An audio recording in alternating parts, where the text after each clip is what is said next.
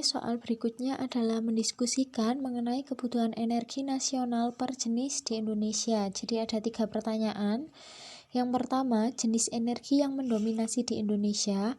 Kemudian yang kedua, faktor yang menyebabkan kebutuhan energi meningkat.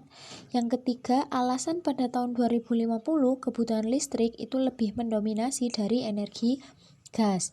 Nah, di sini saya bahas dari yang pertama dulu. Jenis energi yang mendominasi di Indonesia itu masih dipegang oleh minyak bumi, gas, dan batu bara.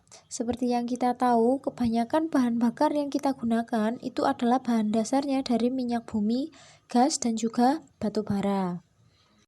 Kemudian mengenai faktor yang mempengaruhi itu ada banyak, tetapi pada dasarnya faktornya adalah jumlah penduduk, di mana ketika jumlah penduduk meningkat, itu energi pun itu juga akan meningkat. Nah, ini sejalan dengan hukum permintaan, di mana kalau berdasarkan hukum permintaan, ketika penduduk itu bertambah, maka kebutuhan listrik itu juga akan meningkat. Nah, ketika kebutuhan listrik meningkat, maka bahan bakar yang diperlukan itu juga akan banyak atau akan terus bertambah.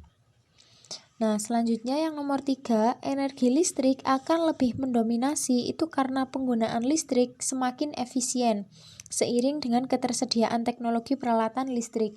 Nah, hal ini bisa kita lihat dari hal-hal keseharian kita. Zaman sekarang ini sudah banyak alat-alat masak itu yang menggunakan bantuan energi listrik daripada berbantuan energi gas.